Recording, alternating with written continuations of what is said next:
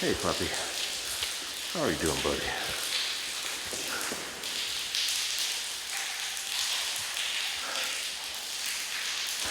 Are you impressed yet?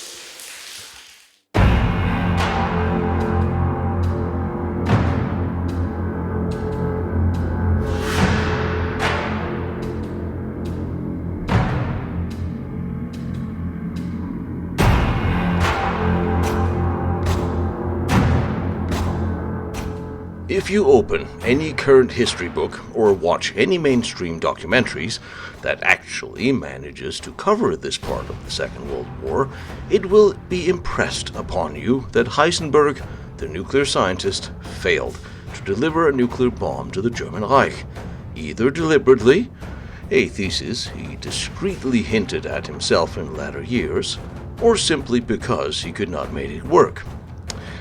The second is that the German nuclear program was hopelessly backwards and far behind the American one, as reported to have been discovered in 1945 by the American Alsace team under Colonel Pash, the head of the Alsace mission, tasked directly by Secretary of War Henry Stimson, given unlimited power, who led his unit through Paris, Italy, and Germany in order to find and secure the German nuclear program and round up its scientists.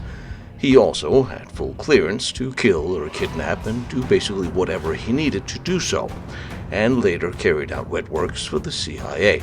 So, obviously, we can trust his reporting outright. And no, I am not questioning his character. Sometimes we need men to do what he did, and he did what he did out of love of America. Which is why he would also have no problem whatsoever carrying the truth to his grave, as men like him often do. Today I will also refer to the Russian Alsace teams, their equivalent reports, which are not really much different, with a lot of important stuff cut out. Now, we are going to dive into these claims today, and the reports, and we're going to point out the obvious problems. We're going to go over statements. I'll take you to the locations related to the German nuclear program, all of them, not just Heisenberg's as the only one reported by mainstream history today. So, let's take a walk through history, and I will tell you what the Discovery Channel will not. Let's start with the Alsace mission, entering Paris, with several objectives. One was the French nuclear scientists Julie Curie, and discovered a lead from here to Belgium, to the Union Minière du Haut-Katang, the prime supplier of uranium ore located near Brussels, where apparently large stocks of refined uranium ore was located. But also, the Alsace team learned that the Auer Gesellschaft in Germany, the German chemical company involved in securing and processing uranium, had taken over the French company, Tres during the occupation. Strangely, Auer had shipped Tres massive supply of thorium to Germany, and Germany wanted the thorium, suggested that their atomic research was far further advanced than previously thought. The Alsace team converged on the Tres office. They found it empty. Dr. Peterson, an Auer company chemist involved in securing this uranium and the thorium supplies, had fled already. So, the Alsace team went to Belgium, weaving through the battle lines, and here they found 70 tons of refined uranium ore, and discovered that Germans had removed 1,000 tons since 1940.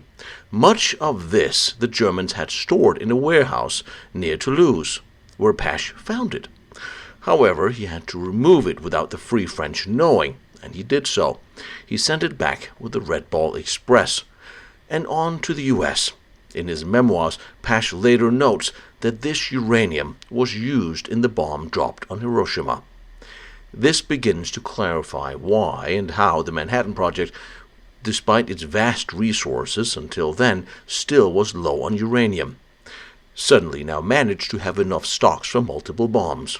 The other side of this was that the Germans apparently had so much uranium they could leave this enormous stock in a warehouse in France without even needing it for their nuclear research or programs. and later I will remind you of what the Soviets found in Berlin.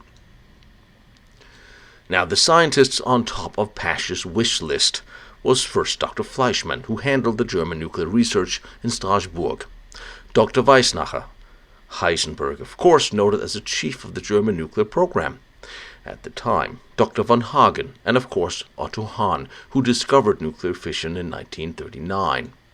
These are the top-tier, well-known scientists, and note that none of them were members of the Nazi Party, nor were they particularly supportive of the Reich. This should be noted for a reason I'll get back to.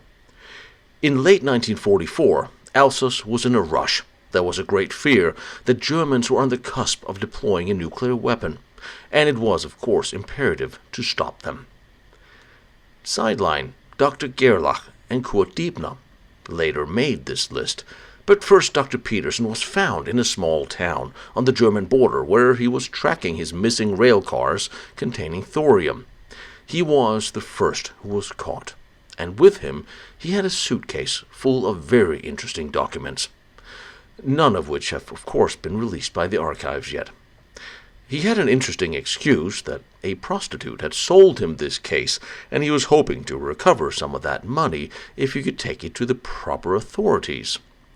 And if you think that is a lame excuse, don't worry, it gets much better. However, the suitcase's most shocking document revealed that Peterson had recently visited Hechingen, a town rumored to be a center for atomic research.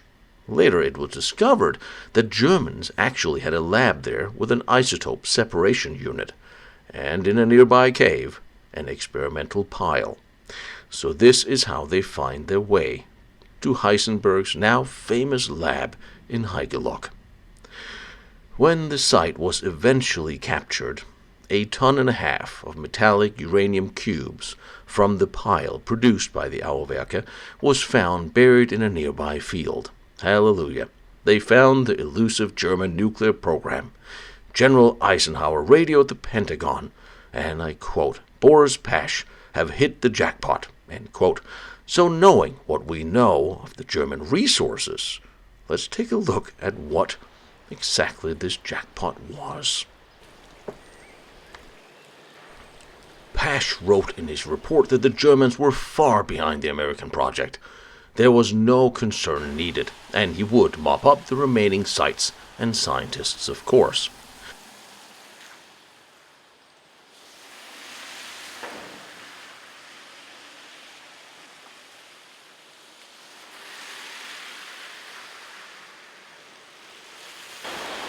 Far away from everything, with no infrastructure. There's some labs 15 kilometers away. This is it. This is all here is. No side rooms, no basements. This is it.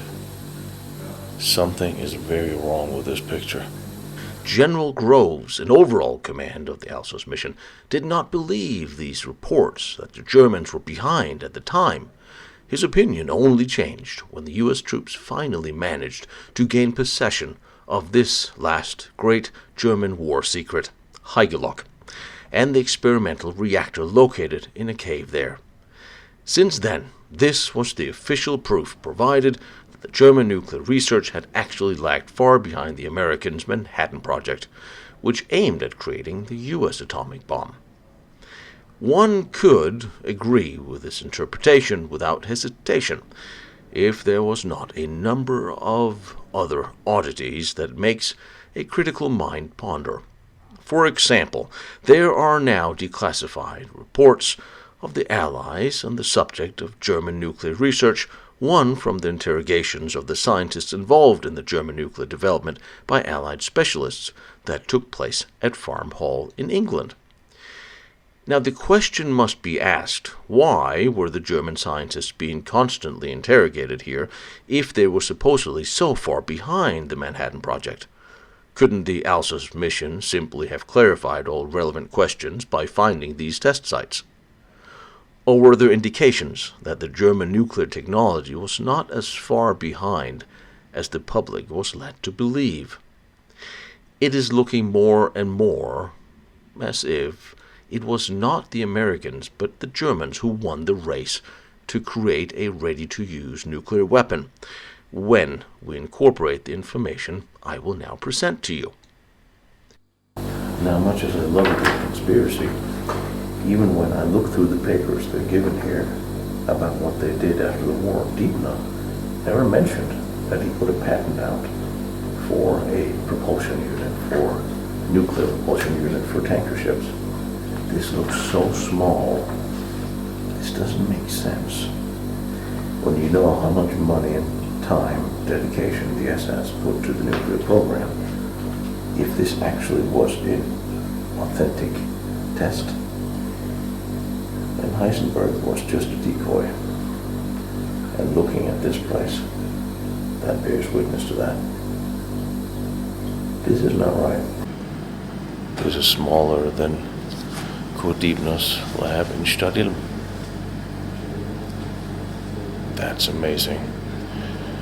If I ever seen a decoy, and this is a decoy that everybody's still looking at today, because it's better to look at the decoy than it is to look for the real truth.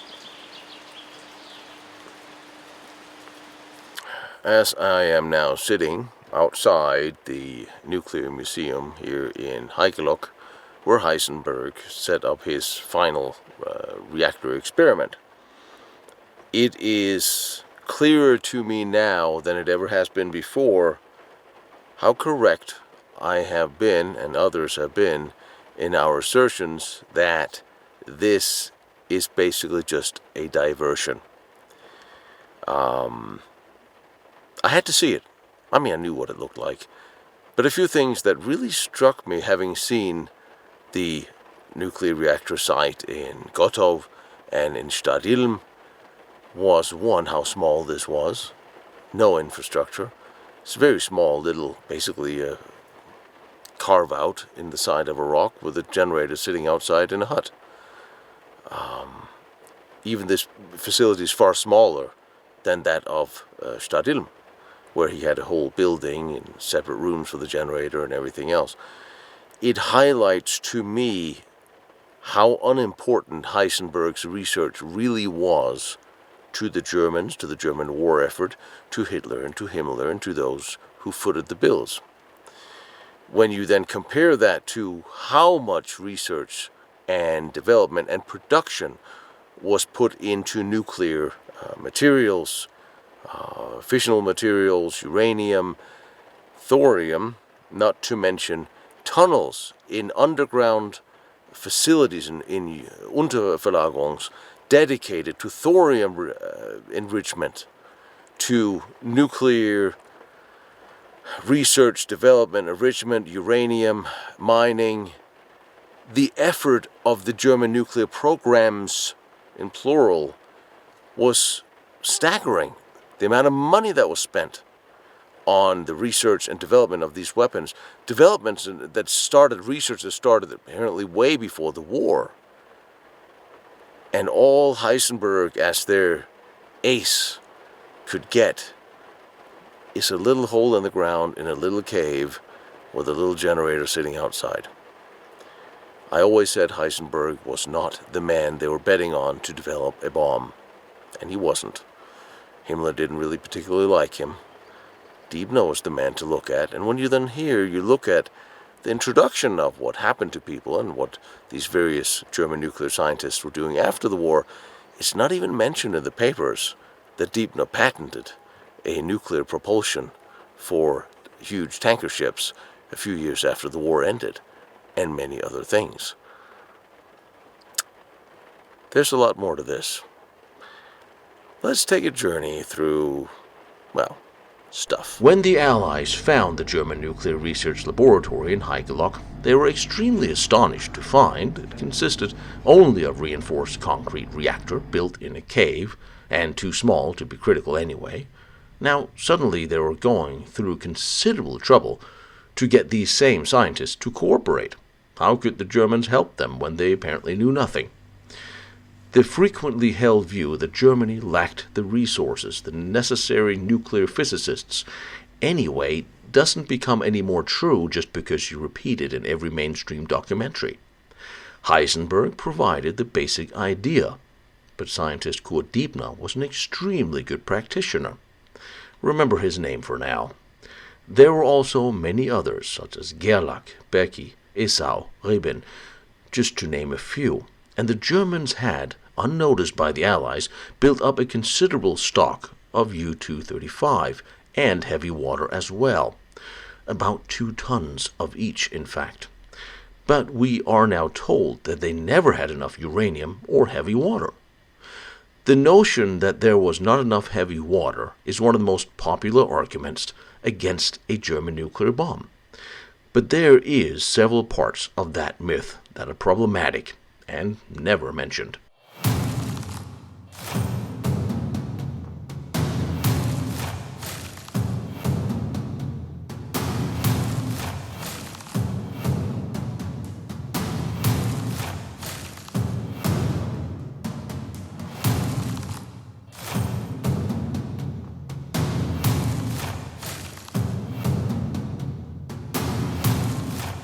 The hydrogenation plant near Vemok in Norway was bombed and destroyed on November 16, 1943 by 140 flying fortresses after it had already been severely damaged by sabotage on the night of February 17th.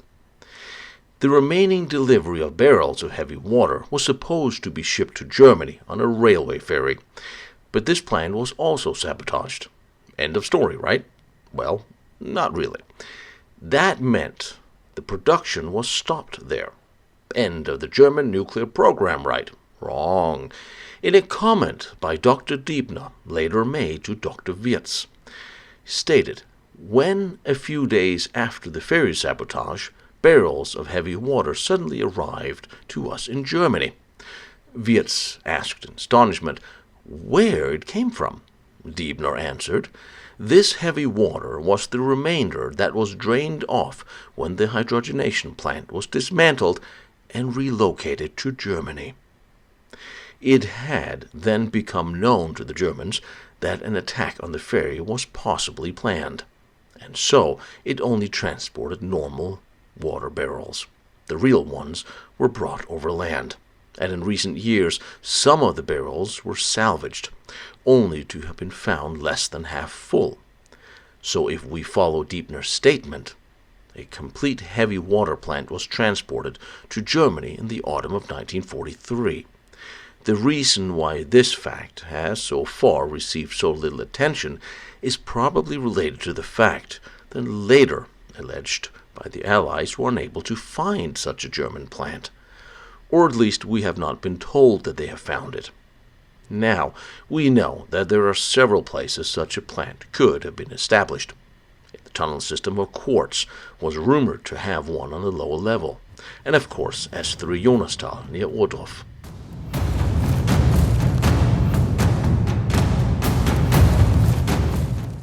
Three days after the destruction of the Wehrmacht plant in Norway, Dr. Esau informed the Reich Research Council that he had set aside 800,000 Reichmark for the construction of a new heavy water plant. Now, 800,000 Reichmark would of course never have been enough to build a new plant, but it would have been enough to rebuild one.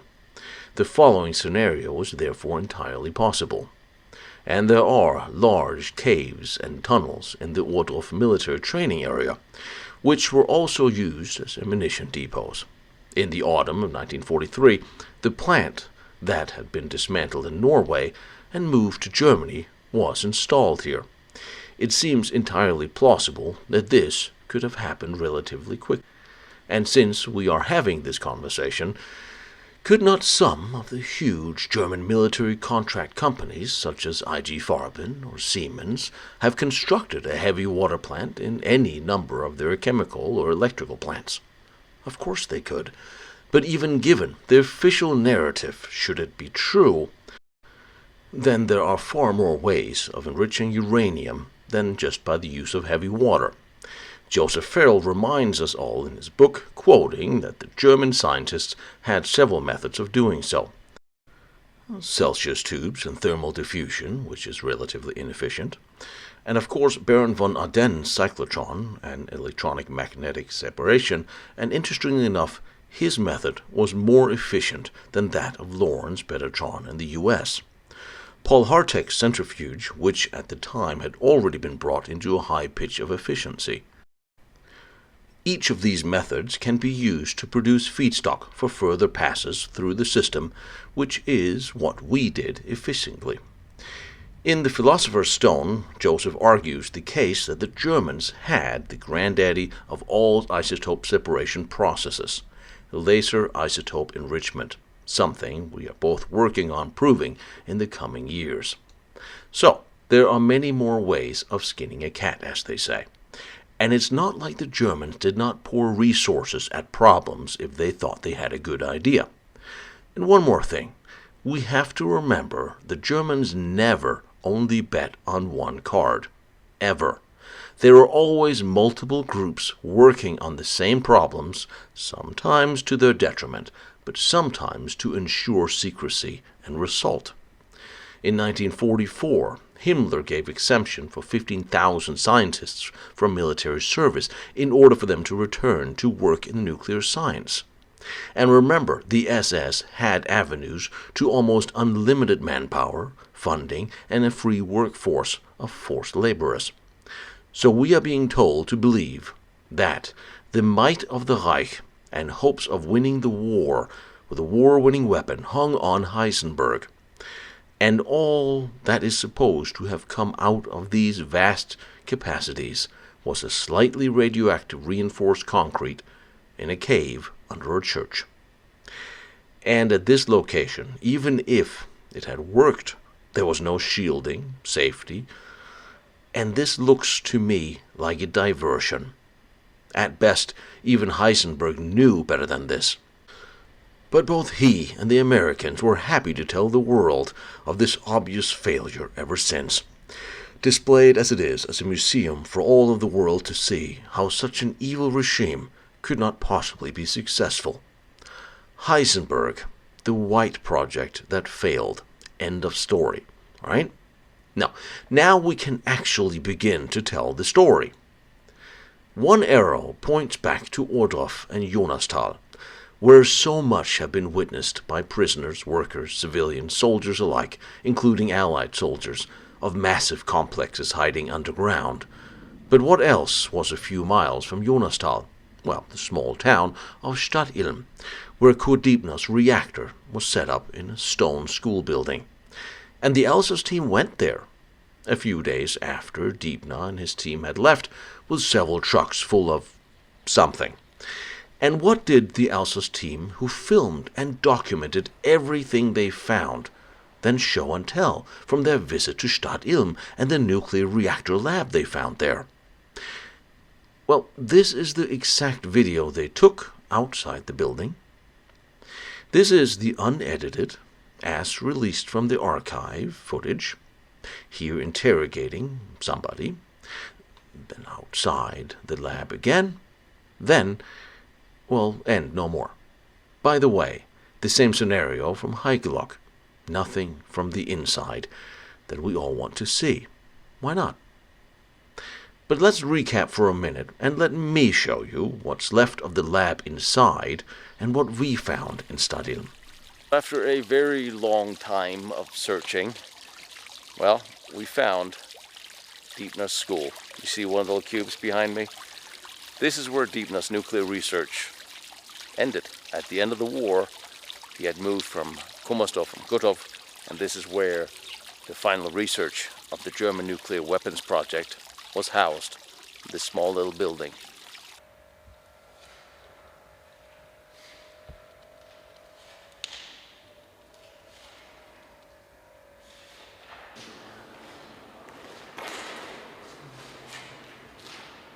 What is interesting is I had absolutely no idea that he actually put a reactor here. I did not know that. I thought he did research here. Yes, absolutely. I did not know there was an actual reactor on this site. And you see on the walls you have all the, where you had the power. And it above this was the school.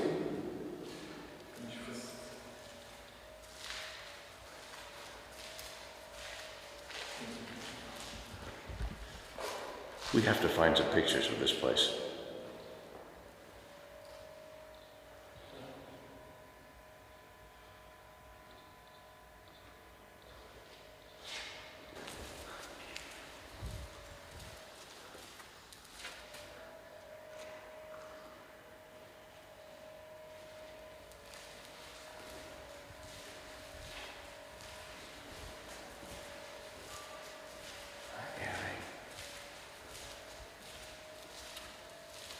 There's the second chamber, right next to the first one. You actually have connections between the two. Oh, there's a hole in there for the next, for the room in there, and where we just were. So that would be the connection.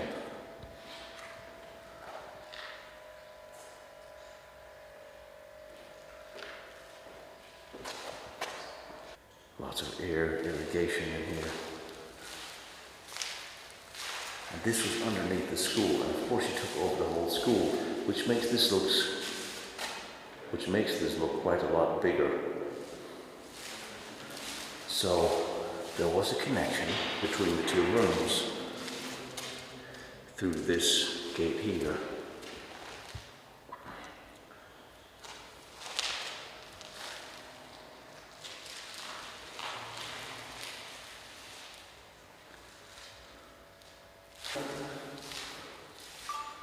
Was loopt er hier nog?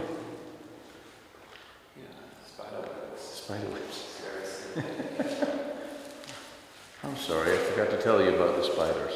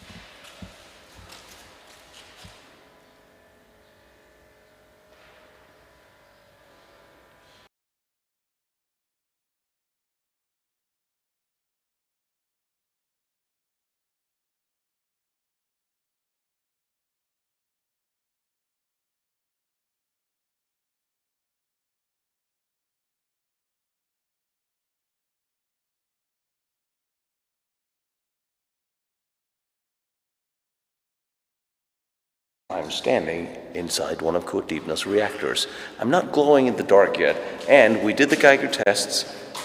There's also very little radiation here. So as I said to the great people of this town, you absolutely have to make a museum here, because a lot of people, they just don't know that in this small town was one of Diebner's world-term nuclear reactors. Nobody knows this.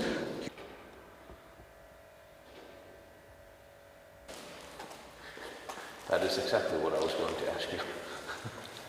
So what do you got? What do you got? That's not that much. I mean, we were at the other reactor, there was nothing. So that's not really strange. There was no accident.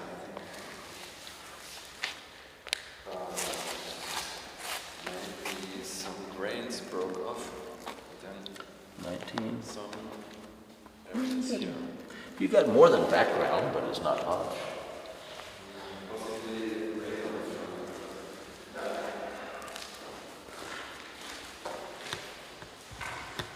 And you have plenty of ventilation, and you had thick walls. It's perfect for this.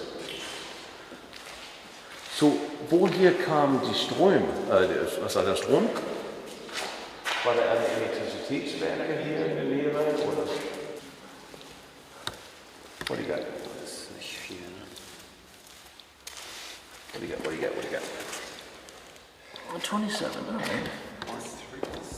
Steine, aber wenn es wieder mal kommt, nicht nur, ich weiß nicht mehr, nicht nur Beton hier. Wer das am Ende zugeschüttet hat. Das waren ja die Amerikaner dann als erstes hier. Ein paar Wochen zurück waren wir in die... Ja.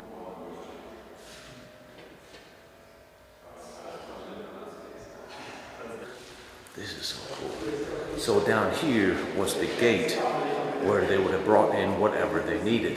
They have this whole archway that is neatly covered with some of the coolest spiderweb I have seen in civilian life. Here would have been a gate. Outside there's a crane. And I could clearly see a little check-in here. This is just... And I know these guys use this for storage right now, and that's absolutely fine, as long as they turn it into a museum at some point, because they absolutely have to. This have to be. Let's see also these. This was dug up.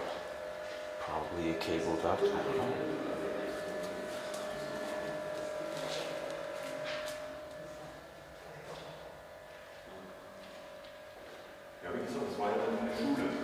And I mean, there was clearly stuff on and in the walls that people have worked on.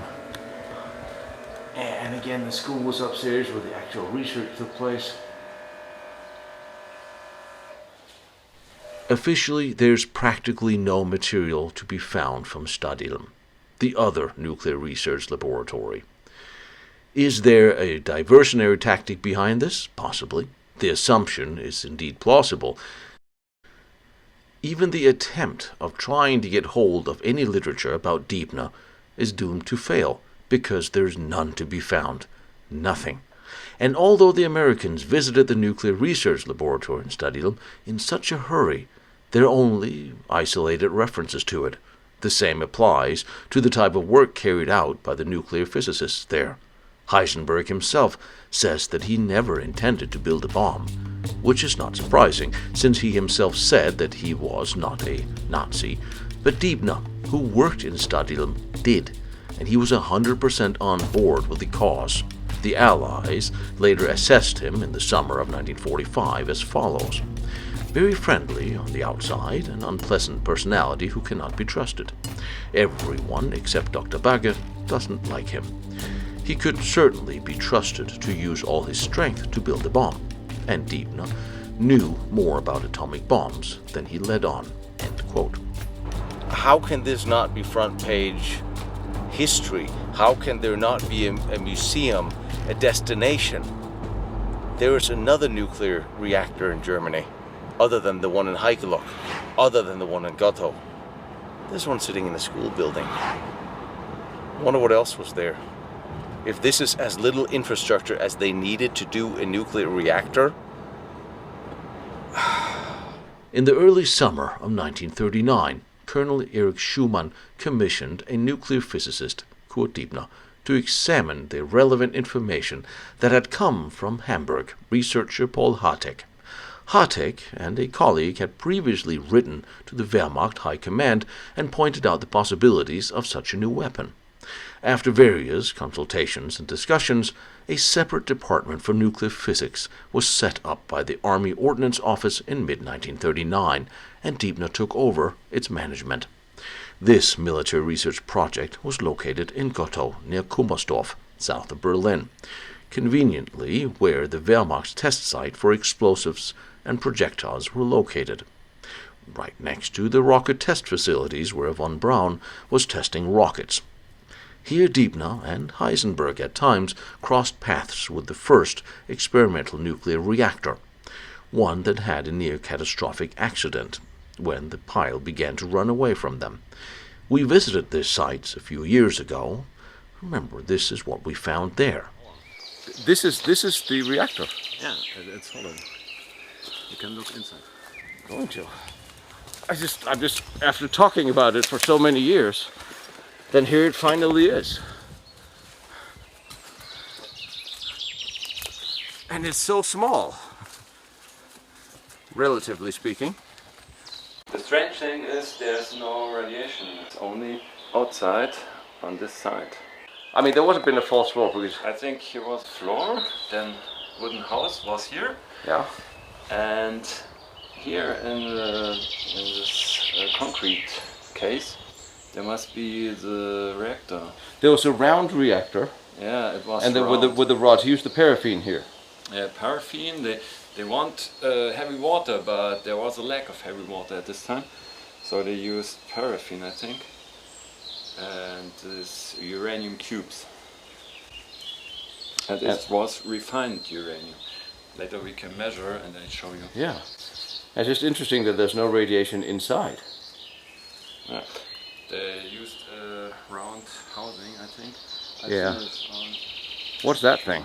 old photos. That's Russian or East German Post-war. technology. Yeah, but the Russians removed everything in here. Yeah, they take all with them.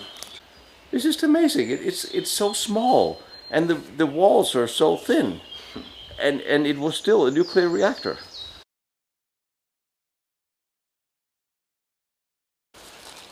And on these were the floor, and the house was above here. Is there any reason why the walls are orange?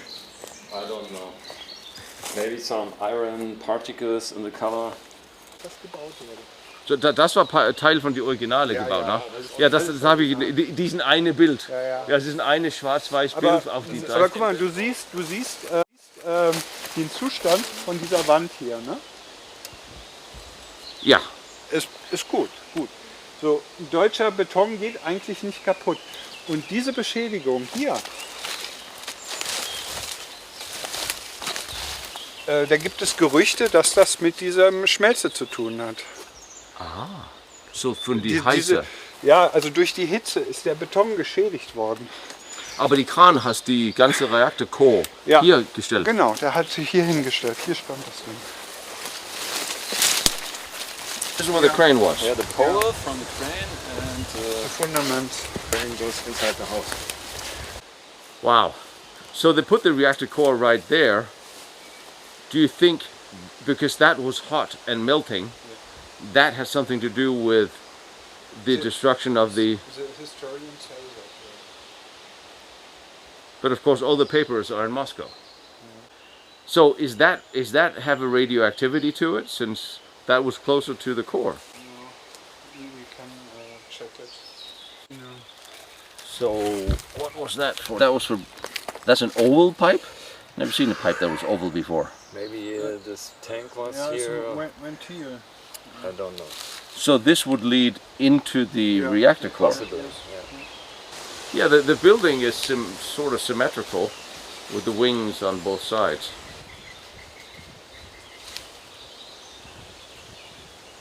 That thing. And I think this piece here, also on the other side, was mounted to keep the sand on place. Yes, because it wasn't built at the same time, because they would have built it into. Because here is nothing. Maybe here radiation doesn't matter, only on this side. And In the middle of the woods, and this is just disappearing quietly. But it's estimated that the sandbank was built up here to shield from radiation, which makes perfect sense. Although if we remember, the Chicago pile was pretty much just built in wood. But it's not every day, almost on my birthday, that I can crawl up and say I'm going to go inside the core of a nuclear reactor.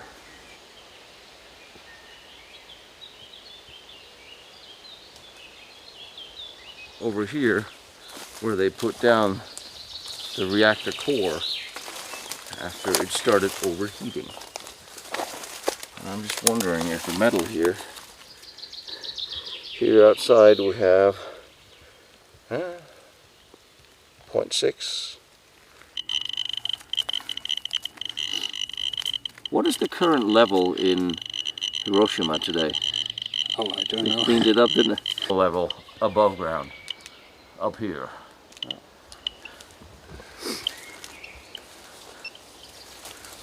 So they put it down here, they put it down over there. Oh, we have more research. Yeah, now I'm 24. Gamma. okay, What do you got? what we can do here is some gamma spectroscopy. This is a Berkeley Nucleonics SAM 935, and to show you, these are refined uranium pieces in the soil here. And refined, you can see it's not natural uranium, because uranium 238 has a half-life of 4.4 billion years, and when this decays, thorium, protactinium, another uranium, thorium, radium, and so on, and the final element is lead 206. So all elements are inside natural uranium ore, but when they refined it, they use this uranium 238, and in this time only the thorium can build up. The others, latest here with 245,000 years, cannot build up in this short time. So we cannot measure radium or the other thorium. So when I switch to the others, and what it do is to count the energy levels of the isotopes. Every isotope has a distinctive mixture of energies. Yeah? Here are the high energies at 2 mega electron volts, and the lowest is about 20 kilo electron volts. And if this would be natural uranium ore, you see around here 4 fingers, the radium fingers, or peaks. We can use analysis tool, peak identify. And what we see here is the thorium 234 peaks. This one is not sure, but this one is sure. Here are already some radium 226 built up. Bismuth or europium is a false peak. There's no europium here. Yeah. So we know this is definitely the uranium from the reactor. That's definitely refined uranium. Yeah. And the radiation level here is it within safe limits? It's absolutely safe, yeah. Yeah. We have a lot of beeping going on. So you say, now this is where they put down the core after the meltdown. Yeah. But inside the actual reactor, there's not really anything in there. There's nothing. Maybe here we have some of the soil. I think this is the uranium soil. When you put your Geiger counter on it, maybe you can measure it. Not all pieces show higher radiation, but maybe this piece. There's a lot of beta radiation, so sometimes it depends on which side you measure. Oh, that's higher, that's elevated. Yes, now it's crawling quite quickly, yeah. 91, 92, too. No, yes. Oh yeah, now it's...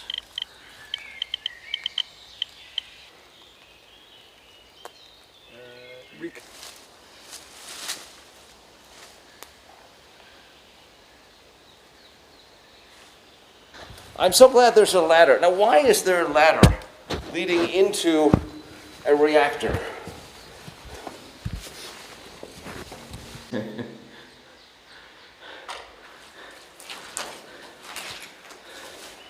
There's a lot of fucking mosquitoes, I'll say that. There are no pipes, no nothing leading here. Well, there's a little bit of a pipe. Was war diesen Hohl hier? Was das für Wasser evakuieren oder? Yeah. Well, if you ever had any doubt that I'm willing to go the extra mile for history, never thought this is what I would be doing. But here we are, inside the core of the first reactor. It's kind of cool in here. And my Geiger counter's on, is not going off, which is more interesting. So the pipe is metal in the corner.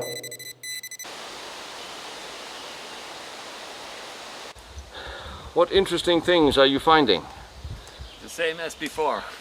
You're finding the same interesting things as before. That's good. When you get the same test result, you're on the right track. It's when you get the different test result, you're on... It only takes 2 mosquitoes to make you a bad day.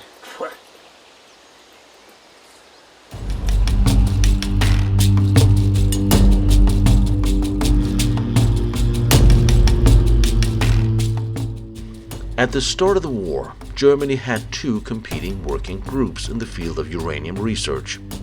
At the beginning of December 1939, Werner Heisenberg, one of the leading German atomic theorists, alongside Carl Friedrich von Weizsäcker, had already written a first report for the Army Ordnance Office, in which he explored the possibilities of building an atomic weapon. Yet none of them were hired by the Army for some reason. Germany were at the time in the race to build an atomic bomb, and had a real lead. They had the only heavy water factory in the world when they took over Norway, and a cyclotron that was coming online. They had acquired thousands of tons of uranium, raw materials, and had a core of scientists and specialists who carried out military-oriented nuclear research on behalf of the Wehrmacht. Yet we are told that this lead was completely squandered. Most accounts claim that there were these 2 rival nuclear projects in the Third Reich, which were the secret, never-discussed program run by Deepner with his research group from the Army Weapons Office, to which Hartek also belonged in the broader sense. They were specifically trying to make a bomb. And the well-known and renowned scientist and the White program associated with Heisenberg and his colleagues at the Physics Institute of the University of Leipzig, who later took over the Nuclear Research Center at the Kaiser Wilhelm Institute in Berlin, and worked on an efficient reactor there. But let's not forget, there were also nuclear research projects at the German Reichspost Research Institute under Wilhelm Ohnesorge, who provided funds to the group of technicians in Berlin led by Baron Manfred von Ardenne, almost completely unknown, as all of the research fell into the hands of the Russians, and the scientists, many of them worked for the Soviets after the war, successfully making their reactor work and assisted with their first nuclear bomb development. But no one ever speaks of the 4th program, the Deep Black Bag Secret Program, the research of the SS, who began corresponding investigations in its own research laboratory at the Škoda Werke in Czechoslovakia in 1941. To this day, neither the scientists involved nor the background to the secret program is known, and only a few of the SS officers involved are known. And of course, we know who ran the operation.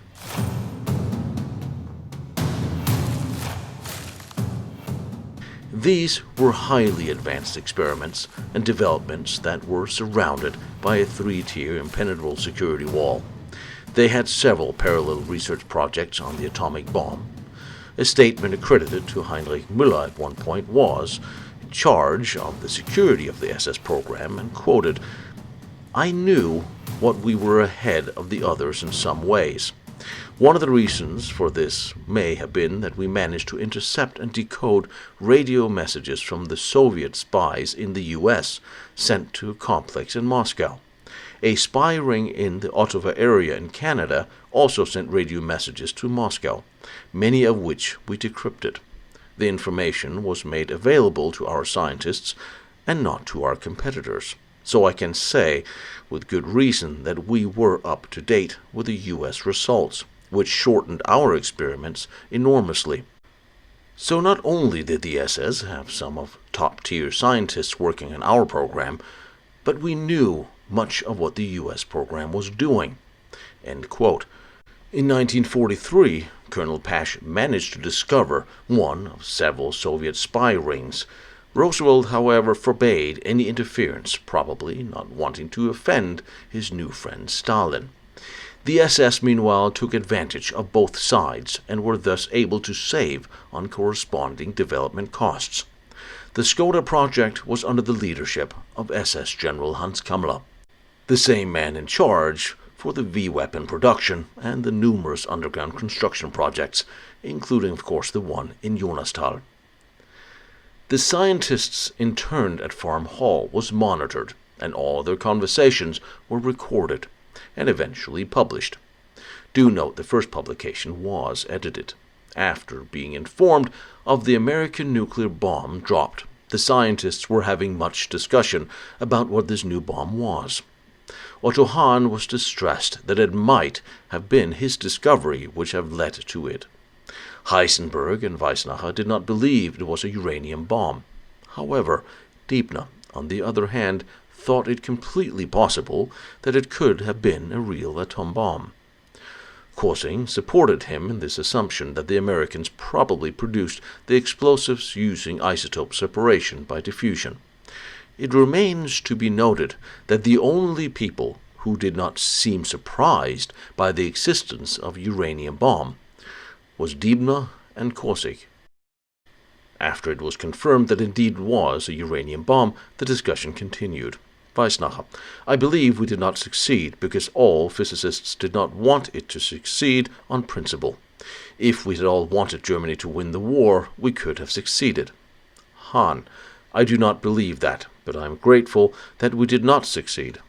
Bagge: I think it is absurd of Weizsäcker to say such a thing. This may be true for him, but not for all of us. The discussion shows one thing clearly. The only two people in the group of scientists who can really be considered National Socialists are at the same time the only ones who are not surprised about the construction of an American uranium bomb. Nor do they oppose the view that Germany could have built one earlier. This alone proves that there was a division between the so-called Nazi and the so-called non-Nazi scientists, if you will. It is therefore also conceivable that Heisenberg and his team was deliberately kept in the dark about possible progress by other groups, such as Deibner's. Added to this is the well-known fact that Deibner, the pragmatist, and Heisenberg, the theoretician, did not like each other, and Heisenberg was not trusted at all by the SS. The party went after Heisenberg hard early on, so much so that Heisenberg's mother had to call on Heinrich Himmler's mother to have them stop persecuting her son, pretty please. Heisenberg and Himmler went to school together earlier. And to believe that Heisenberg was free to travel to Copenhagen without supervision and make sketches of their program to the Danish physicist Niels Bohr with no retaliation leads me strongly to support the idea that he was not in the know of what was really being done. Also, Heisenberg's program was always complaining of the lack of resources and materials. And of course, they were not the priority. The SS program was, and von Ardennes was.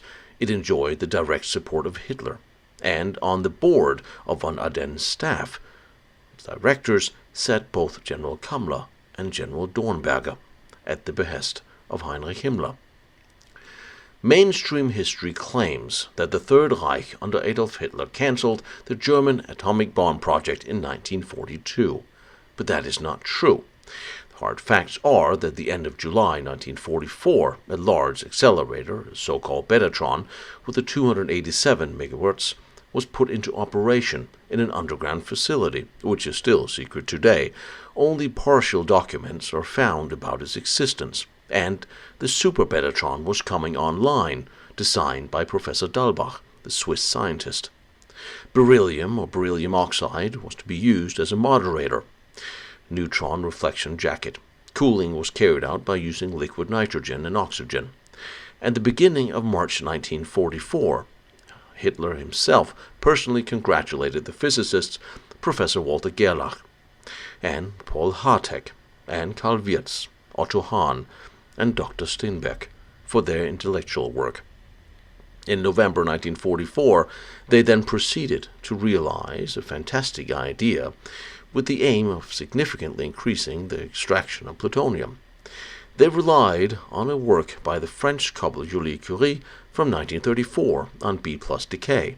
It converts protons into neutrons, accompanied by the emission of positrons into neutrons. The process itself can be initiated by bombarding the fissile material with gamma rays. The source of the radiation was the accelerator developed by Siemens Company, a stream of small particles which came from a Betatron was fed into the reactor via the so-called chimney, i.e. the neutron source.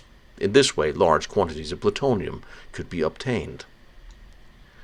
Dr. Hans Kammler was appointed as a Führer's representative for radiation research just before the completion of the first functional German atomic bomb. That we know of from the many post-war reports that I have cited to you in earlier episodes. We know of top-secret atomic weapons programs. On March 4th, 1945, at 9:26 in the evening, the first atomic bomb was detonated on the test site, military training area near Ohrdruf in Thüringen, the so-called Triangle. With a cable pull that stretched over a distance of 300 meters, the bomb was pulled towards a steel mast 32 meters high and detonated at the height of 6 meters above or near a group of prisoners assembled there. It was not an H-bomb or any other bomb. It was the first of its kind in Germany. All other tests were other types of large bombs. The result was so powerful, citing post-war statements made by Dr. Diebner, only about 100 grams, or Dr. Erike Lemmert speaks of exactly 180 grams, were used, and not as Dr. Kammler had planned, 1,000 grams. An SS man later stated that around 680 prisoners, of whom around 350 had to be shot due to their injuries. Also 18 SS men, 10 of these died or were destroyed. All the bodies were burned. Dr. Diebner was said to have been furious that the prisoners had been used as test subjects, causing somewhat an argument at the time. However, the total weight of the mini-atomic bomb was under 100 kilograms, and it was the size of a pineapple, a size quoted by several scientists, including von Ardenne later. The explosive force itself was estimated to be around 200 kilograms of TNT, around 100,000th of the Hiroshima bomb. This bomb test was witnessed, as we know, by several locals, and officers from the Reichspost was present as well. Indeed, one of them was the one that told Clara Werner in the tower to look towards the testing site that evening, as they together were going to witness the test of a war-winning weapon. The enormous flash brightened the night sky, followed by a blast wave. And in the days after, many of the locals and soldiers suffered from headaches and nosebleeds. Behind me in the castle, there was a young lady named Clara Werner. She witnessed this enormous explosion that lit up her room as if it was daylight. And the next day, many of the people around had nosebleeds, and the SS doctors were extra busy. Now, what makes her extra interesting and credible is she's not just he said, she said. She's not just a person that we have heard of. She's an actual person. We've seen interviews with her. Her story didn't change. She was at an age where she was coherent and clear enough that she understood what she was seeing and how to describe it. Her story never changed throughout her life. We've seen her on television and heard her on the radio. She describes these details of this test, this weapons test of enormous proportion and light in the middle of the night. And several other witnesses have then testified to what happened after that. And to me, I have less and less doubt that Diebner tested a nuclear device here. Not the Hiroshima-sized bomb, obviously, but a smaller tactical nuclear plutonium bomb. And after all, they're also experts in shape charges, so there are different ways of skinning a cat. And I think they found one here. And I think some of this technology made its way to America.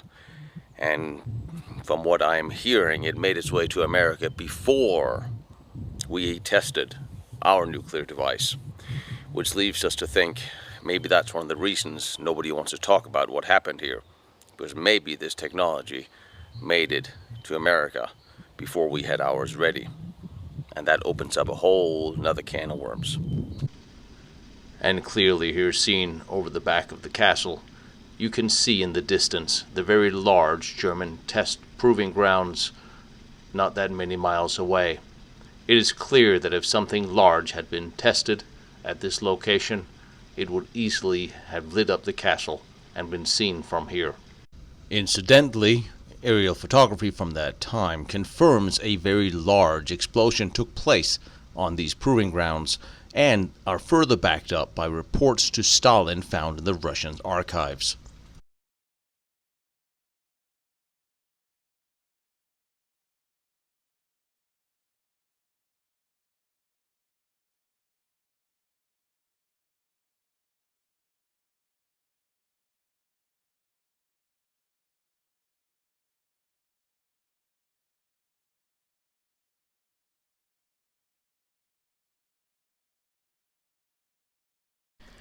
In previous episodes, I have gone over some of the prisoners and the American soldiers' statements to the vast underground complex they discovered in and around Jonastal and Ohrdruf.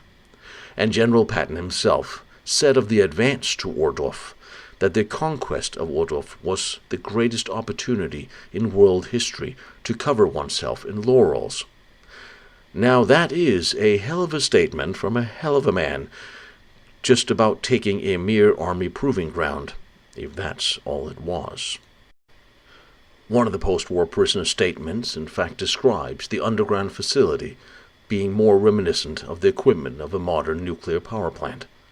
There was talk of tiled bathrooms, tiled tunnels, heating was fully automatic, doors were fitted with locks, central measurements were taken to continuously monitor the overpressure, humidity in every room. Not exactly what we see today when visiting the remains of the known tunnels in Jonastal, now is it? Und das Gerücht, dass hier die Atombombe gebaut wurde, das ist auch nicht ganz von der Hand zu weisen. Natürlich wissen wir darüber nichts, wir haben da keine Unterlagen. Ja?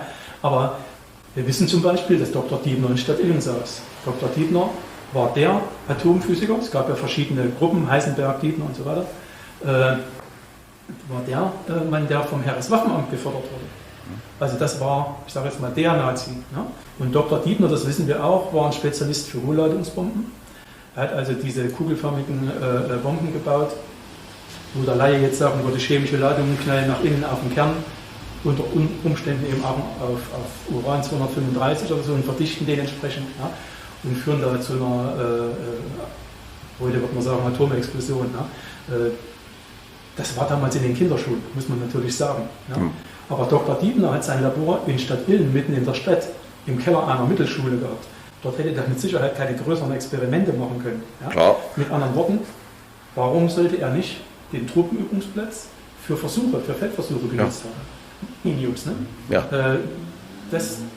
Diese taktischen Atomwaffen, die eine große Sprengwirkung haben, die aber das Gefechtsfeld, was ich vielleicht selber später überschreiten will, nicht verseuchen. Ja? Und man sagt also, er hätte so eine unterkritische Ladung gebaut und man hätte die Versuche auf dem Truppenübungsplatz gemacht. Und eine zweite Aussage, Heinz Wachsmuth, der hier dienstverpflichtet war, der hat behauptet, er hätte am nächsten Tag oder sogar 2 Tage lang unter Vollschutz dort auf dem Truppenübungsplatz viele Leichen einsammeln müssen und auf Scheiterhaufen schmeißen müssen. Was nahelegt, dass man dort Häftlinge in gewissen Abständen zum Epizentrum aufgestellt hat, um die Wirkung zu sehen.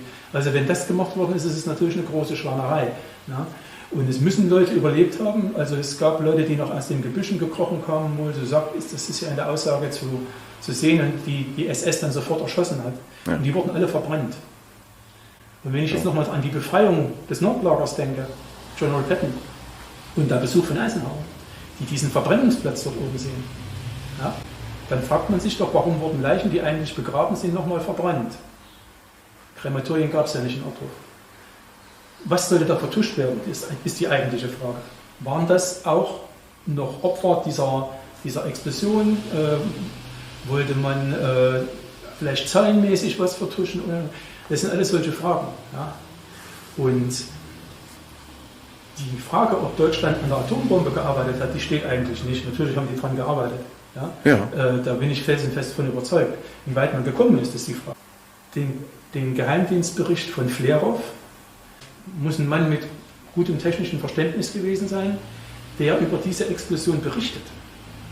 Und er berichtet an Kurtschatow. Kurtschatow war ja der Chef vom Atombombenprogramm der Russen, der Sowjets. Und er berichtet also ganz genau, als ob er dabei gewesen wäre, wie die Bombe aufgebaut worden ist, dass die unter großer SS-Bewachung an die Stelle der Explosion geführt worden ist, dass die an einem Gestell aufgehangen worden ist. Also er muss, man sagt, fast dabei gewesen sein oder er muss einen Zugang gehabt haben über einen Verbindungsmann, der genau wusste, was passiert. Und er berichtet das an Gottow und Gottow prüft sicherlich auf Plausibilität und berichtet an den Geheimdienstchef und so weiter und an Stalin. Und er berichtet 1:1. Das, was Flerov gesagt hat. Und an Stalin berichtet man, glaube ich, keinen Unsinn. Da bläst einen aus wie eine Kerze. Ja? Das hätte sich keiner gewagt. Also mit anderen Worten, man hat hier irgendeinen Test gemacht. Vielleicht so eine Hochladungsbombe, wie Dietmar die gebaut hat, wie er sie entwickelt hat. Ob in dem Kern jetzt gleich Uran 235 war, das kann ich nicht sagen. Eigentlich ging es ja nur um den Grad der Verdichtung bei so einem Test. Aber es kann natürlich auch ein minimales Material drin gewesen sein. Das können wir nicht sagen. Ja? Aber den Test muss es gegeben haben. Und wenn es den Test gegeben hat, dann heißt das auch, es muss einen Ort geben, wo das Ding gebaut worden ist. Und das ist nicht im Keller in Stadtilm gebaut worden. Nee. Mit Sicherheit nicht. Und das legt eben wieder nahe, dass es hier Anlagen gibt, die von den vielen, vielen Leuten, die da waren, gebaut worden sind, die vielleicht zum Teil sogar schon früher da waren. Ja? Grothmann hat in dem Interview gesagt, wir haben ja nicht alles neu gebaut, wir haben vieles nur verbunden. Und der Robert Allen in seiner Aussage hat ja unter anderem gesagt, er wundert sich, wo der ganze Aushub hin ist. Und Grothmann sagt, wir mussten manchmal gar nicht ausheben. Das ist ein Karstgebiet, hier gibt es riesen Hohlräume. Die haben wir nur ausgebaut. Ja? Also mit anderen Worten, man ist wahrscheinlich in dieser ganzen Bautätigkeit, auch mit dieser Manpower, mit diesen vielen Leuten, sehr schnell vorangekommen und hat Dinge geschaffen, die bis heute unbekannt sind. Und da sind bestimmt auch Räume dabei gewesen, in denen Dr. Dietmar gearbeitet hat. Es gibt da sehr viele Berichte, also über Verstrahlung auch von Wissenschaftlern bei diesem Test, ja, die dann angeblich in der Nähe in einem Lazarett in extra Räumen betreut wurden, die nicht überlebt haben, aber wo man sicherlich beobachtet hat, wie entwickelt sich das. Das war ja alles neu. Ja. Mit Strahlung umzugehen, heute wissen wir sehr viel darüber, aber zu dem Zeitpunkt war das alles in den Kinderschuhen. Ja. Und also es gibt viele, viele Hinweise, Indizien, die auf Dinge deuten, die nichts mit dem Jonas-Teil zu tun haben. Robert Allen, hatte ich heute schon mal, glaube ich, gesagt, Robert Allen, der dieses Buch Lucky Forward geschrieben hat, 1947. Da schreibt er, dass die unterirdischen Anlagen erstaunlich waren. Ja, und er sagt, es hätte einen zentralen Raum gegeben, von dem viele Wege abgegangen sind. Er hat das bezeichnet wie die Speichen eines Rades. Und er hat gesagt, nichts wäre in natürlichen Höhlen gemacht worden, sondern alles wäre mit Stahlbeton gebaut. Es hätte Klimaanlagen gegeben, riesige Küchen. Ja. Er bezeichnet ja am Ende dieser Wege wären richtige kleine Städtchen gewesen. Ja. Also ausgerüstet mit Schlafräumen, mit Ruheräumen, mit Arbeitsräumen, sogar Bars getrennt für Mannschaft und Offiziere und viele andere Dinge beschreibt er da. Dann frage ich mich, was hat er gesehen? Das klingt ja auch sehr nach Führerhauptquartier. Ja. Vielleicht war an einem Ende dieser Wege auch das Führerhauptquartier. Ja? Und alles über einen zentralen Punkt verbunden. Spekulation, freilich. Aber was hat er da gesehen? Und wo? Und wo, ganz genau. James Holland hat mich an dem Interview gefragt, ob die Bombe, die da explodiert ist, so eine war wie in Hiroshima. Konnte er sich vielleicht nicht verkneifen. Ich habe ihm dann gesagt, da gäbe es die Burg auch nicht und auch nicht die Aussage von Claire Werner. Aber ja, also wie gesagt, sowas kann es nicht gewesen sein. Es kann nur so eine Testanordnung gewesen sein, minimal. Ja. Ja. Aber in dem Bericht von dem Flerov und so wird ja gesagt, Bäume im Umkreis von 500-600 Metern werden eben auch in Mitleidenschaft gezogen worden. Und eben, wie gesagt, die Häftlinge da. Wenn das so war, dann war das schon ein starkes Stück. Ja. Ja. Und dann ist klar, dass man da versucht hat, die Beweise zu vernichten und die Leute eben auf Scheiterhaufen zu verbrennen. But what of the Russian ALSOS teams? What was their report? Let me start by saying one of their leading scientists, Flerov, later talked about the German nuclear bomb test here. However, that part of the Russian officially released report omits any mention to this event as well. just like the Alsace team also, oddly enough, makes no mention of any of these tests, despite the RAF surveillance flights photographed the detonation site, yet with no mention of what that was. When the Russian team, led by officers Golovin and Cherenko, arrived in Vienna, they debriefed scientists from the Radium Institute and the Viennese Academy of Science, and their first report to Moscow and Kurchatov, which was made public in 1988, identified several companies involved in this research and production of metallic uranium. Of course, Auerwerke, IG Farben Industries, Treibacher Chemische Werke, and Mauer AG and Radium Chemische Industrie and Laboratorium. They also found 340 kilograms of metallic uranium. By the way, remember, at this time the American Army was in control of the SS facilities at Bergkristall and Quartz, and was furiously removing any materials and machines from there before having to hand it over to the Red Army, which they did, reluctantly, under some gunfire. Next, the Red Army's team went to Berlin, and of course they captured the German White Project papers and the Heisenberg's notes and papers, as they were handed over the Kaiser Wilhelm Institute intact, where in the basement was the fourth nuclear reactor site. However, everything had been removed, all machinery, all test equipment, but they saw clear signs of how advanced technology had been there. However, as key documents had been discovered, they evaluated these with the notation in their report that the Russian level of atomic science was at least several years more advanced than these found, which is interesting, coming to the same conclusion for Heisenberg's efforts as the Americans had.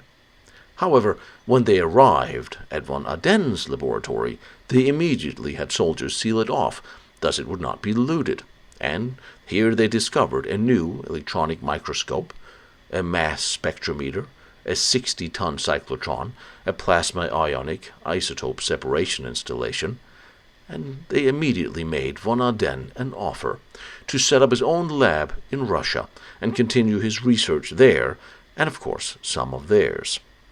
He agreed. The program chief scientist Nicholas Rehl was far more reluctant, but understood that he had little hope of refusing. Thus he agreed, quite possibly out of concern for his family's safety, and he and many other German scientists who was made the same offer did not return home to their families for another 10 years. They did not all go voluntarily. Kurchatov soon described in 1946 how they seized 300 tons of uranium oxide and other uranium compounds found at the Auerwerke in Oranienburg. These would become the nucleus for the first Russian nuclear reactor, F1, using 46 tons, and built by von Aden, earning him the Order of Lenin. German scientists and equipment and uranium and materials saved the Russians 5 years of time, according to Kurchatov. These same German scientists would develop new ways of enrichment methods used around the world in the years to come. So, if the German materials and their know-how was so crucial for the Russians, maybe the Americans found far more than they wanted to admit to then or even now. And given the German scientists, those who remained in Germany and did not go to the US or Russia, was not allowed to conduct research for another 10 years after the war, well, Kurt Diebner took out quite a few patents in 1946 and 47 for nuclear propulsion units, ships, and other things, and he tried to publish a book on his wartime nuclear program in 1947, but it was cancelled and stopped by the British occupational forces. Why, I wonder, was this? Why, I wonder, is there no mention of Diebner in the annals of history? Why all the secrecy if there was nothing to hide? Well, clearly, there was a lot to hide. This is the same reason the Germans and the Austrians will not allow any real research into or under the key SS sites still today. But let's not forget the other program, the Postal Service, and their huge underground communication bunker in Sutton. In 1920, the Telegraph-Technische Reichsamt Department of the Telegraphy was established, rearranged as the Reichspostzentralamt Research Center for Telegraphy, Telephony, and Radio Electronics. In 1928, remember how important communication is during wartime, really. On January 1, 1937, a department of the former Reichspostzentralamt formed the core of the Forschungsanstalt der Deutsches Reichspost.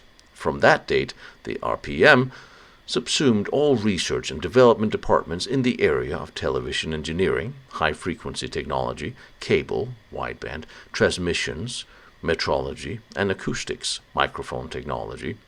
The engineer Wilhelm Ohnesorge, remember him, became the postal minister from February of that year. The RPM had its own 500,000 square meter research site in Meersdorf, outside Berlin. Dr. Friedrich Wilhelm Barnitz, a television authority, was head of research. Dr. Friedrich Wiebing, an authority in high-frequency engineering, was his deputy. The Reichspost supported independent research, such as nuclear physics, high-frequency technology, isotope separation, electron microscopy, and communication technology at the private research laboratory Forschungslaboratorium für Elektronenphysik of Manfred von Ardenne in Berlin. In 1940, the Reichspost began construction of a cyclotron for von Ardenne, and much of the research have made its way into mainstream media, but exactly what they were researching is still classified, or rather not really found. Most of it was, however, found by the Russians, who took over their facilities, but none are mentioned in their reporting either, except to say their research was intertwined with the SS testing and research, and the rocket program. And remember, the SS also had their own rocket program, independent on von Braun or Dornberger at Peenemünde. And of course, they also worked with von Ardenne and his program. But let's for a minute look in a different direction. Germany was always dependent on fuel and oil imports. The Russians were certain the Germans would never invade, as they simply did not have enough oils, and synthetic fuel was an option, but never quite as good as the real thing. All German industry ran on power from coal or oil, just like most of the world does today. Albert Speer and Heinrich Himmler were well aware of the need for energy, and Himmler actively looked for alternatives long before the war began. But wait, I am getting ahead of myself here. We almost forgot Dr. Larsen and the Alsos teams and their finding of tons of thorium, a material the Western world briefly looked at only in the 1960s, then promptly ignored because it was too complicated. So why was the German stocking tons of thorium? So back to the Alsos team's discovery and their report. The Alsos team's hard work had paid off, and they discovered the true reason why Tres Reyes thorium supplies had been confiscated by the Germans. It was that the Auer Company, recognizing that the end of the war was near, and concerned about the consequent loss of business, as nobody would want uranium, they concluded there was no better future for their company than that of cosmetics and related consumer products. Radium had already been used in toothpaste, so why not use thorium instead? Auer had the patents, and with the thorium in hand, they were ready to hit the ground running. They even formulated following potential advertisement campaign. Use toothpaste with thorium. Have a sparkling, brilliant teeth. Radioactive brilliance. Now, I have heard many lame cover stories, but this one really does deserve a bit of spotlight. So why don't we pack that away for just a minute, stop laughing, and we start looking for the real reason, like seemingly continent adults we are. An interesting statement by Dr. Weisnacher at Farm Hall was that he believed the German scientists' main goal during the war was that towards energy production. And that is an interesting idea. Nobody have wanted to talk about ever since. So traveling back to Austria, where Dr. Kammler had constructed a number of huge underground tunnel complexes designed to house key industries to move into safe from aerial bombing. One of these was the cement tunnel system by Ebensee in Austria, where also, of course, a huge labor camp had been constructed. The tunnel system has two main parts separated by a few kilometers. One where ball bearings and engines were constructed in several large factory tunnels installed here, with thousands of machines, and these tunnels sealed off from the constant enlargement of more tunnels behind the working factory tunnels. Then a second part, so large it was initially pegged for V-2 rocket production. However, that was moved to Nordhausen, and a synthetic fuel production plant was installed here. One the Americans ran for several years after the war before selling it to the French. However, synthetic fuel was not all here was installed.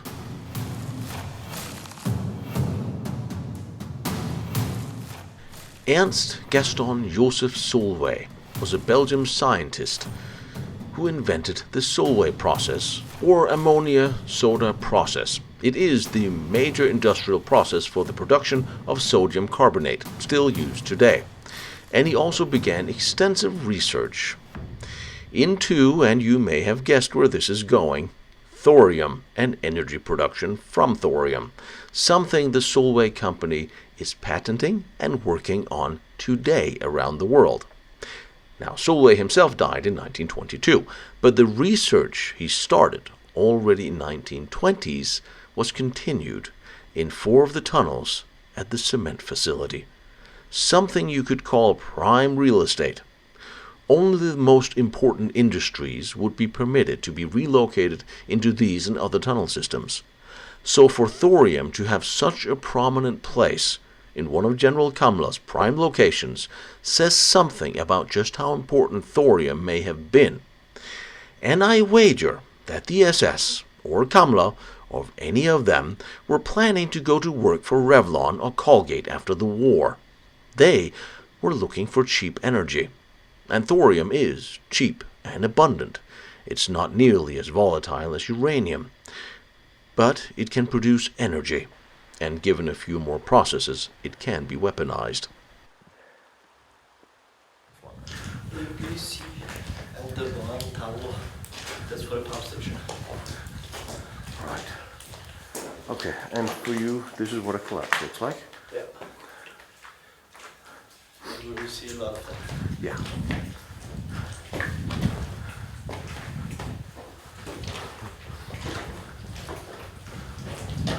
This is what the pump station was. What were they pumping? Water? They just say pump station. I mean, that's kind of what were they pumping? Oh, I mean, this is a gigantic hole. Oh, now we're cooking. Ooh, now we're home. Hey, baby.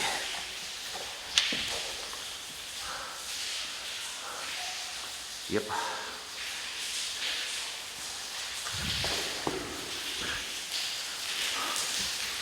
Hey, puppy. How are you doing, buddy?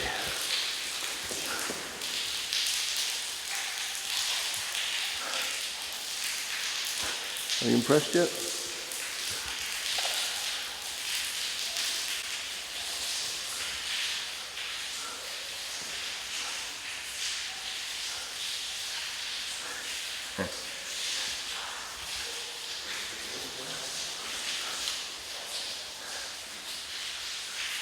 Wow. Where should we start? That way or this way? To the end? Like I said, there'll be some shoe cleaning.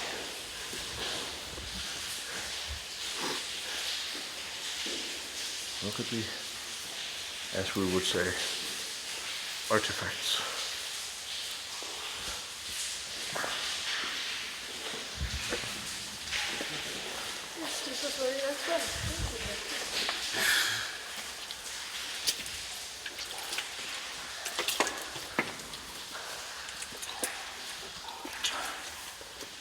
amazing.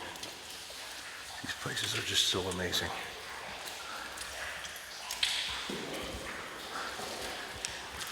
This will be full of generators. Yep. All the maps are still here for the generators. So, the synthetic fuel plant is what, 4 or 5 tunnels to our right, up that way. There's a part of the fuel tunnel as well. So which ones were the ones that was assigned to thorium?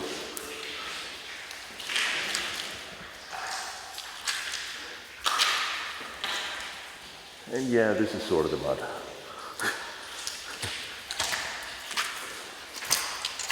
At this point, I feel committed, so. I mean, these gigantic stands. Is that closed off? Is it? Is that closed off? A little bit, yes.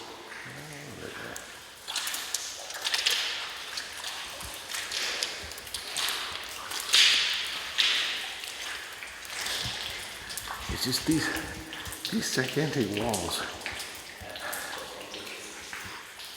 How big this is. And this also sort of sections off, you can sort of see how many floors you could have people working on these. Right? We all remember the particle board room dividers and quartz.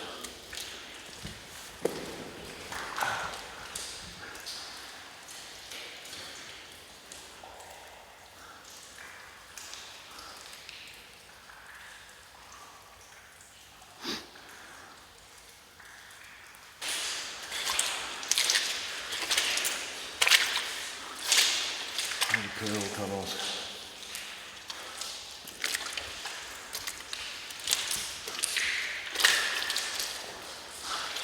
It's just so bloody big.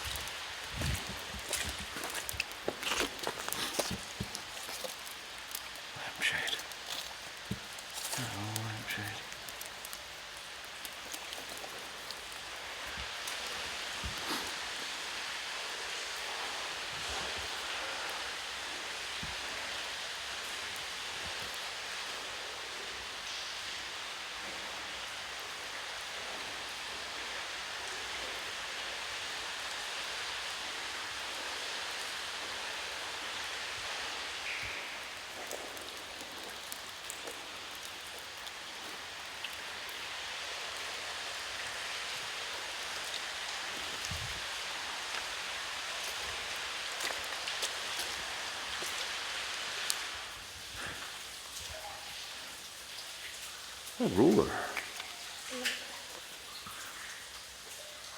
It's such a damn big and impressive space, isn't it? Yes.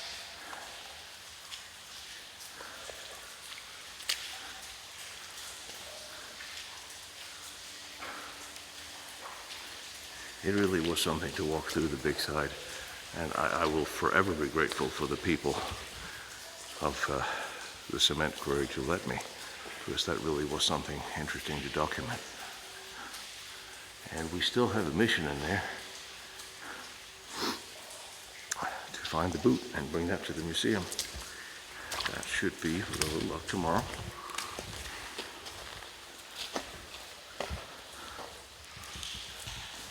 Okay.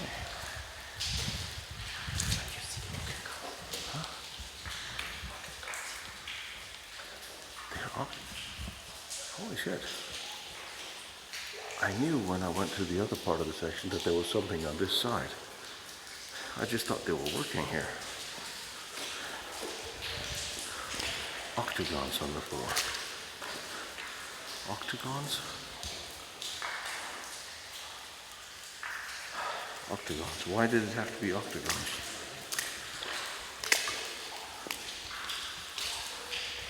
I don't know either. Why did it have to be octagons? Octagon fuel stores, they had huge fuel tanks that were round. Why is here full octagon tanks?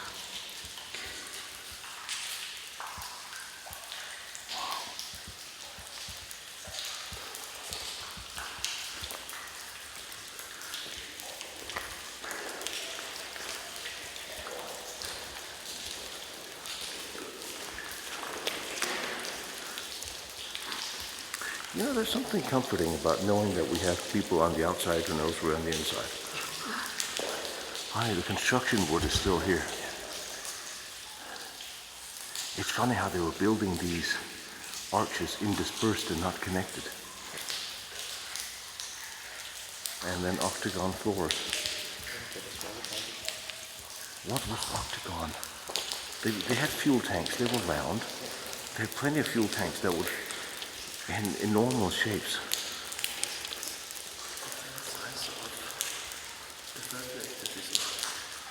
That's kind of what I was thinking. I just didn't want to think it would be a series of reactors or planned. But how can that not be my first thought?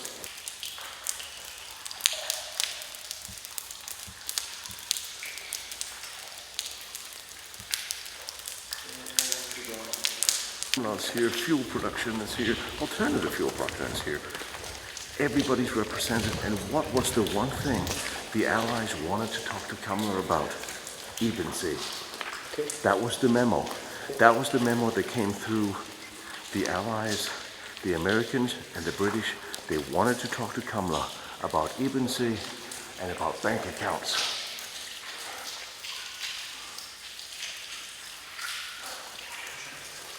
Yeah, here to the right. That goes up all the way up to the... Yeah, this one. This air shaft, huh?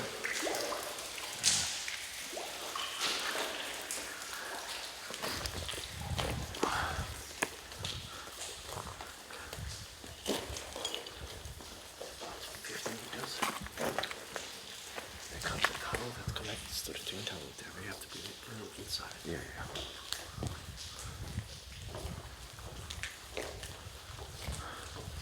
So here were more smaller tanks planned.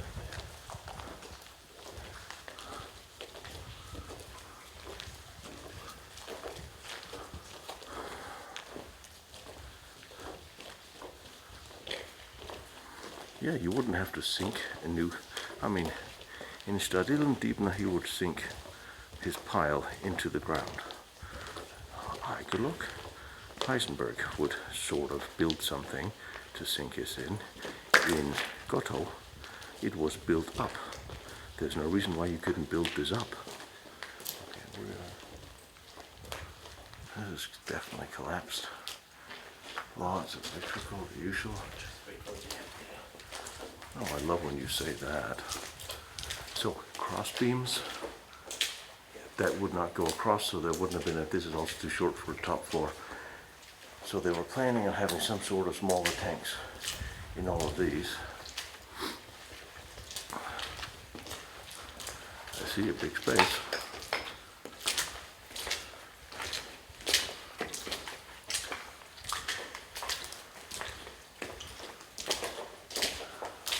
I do see a big space.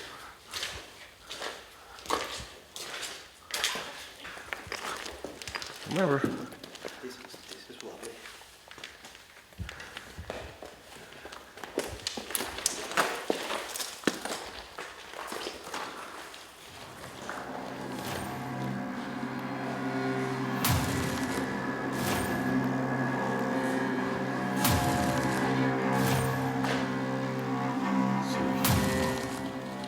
Yet there's no mention of any of this anywhere. The first mention of thorium is a byline and forgotten quickly. Yet in recent years it seems to have found a comeback, given far more validity to why the SS was looking into it. Quite possibly they were much further ahead in their thinking and designs than we were. And that is probably a good reason why much of their research and findings are still classified. That's a good reason why the Alsos teams were so quick to write off all the German nuclear programs, because they were actually finding far more than the Americans had ever developed at the time, so it had to be kept under wraps. And by the way, I said there's 2 major tunnel complexes at Cement. That's not entirely correct. There's one in the middle as well that holds something very interesting. I'll show you later.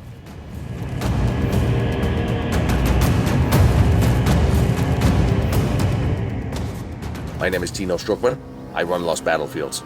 Every year, I travel around the world to try to bring you to all the most interesting historical military locations from modern wars and the World War II special projects, battlefields, forts, fortresses, and tunnels, everything else.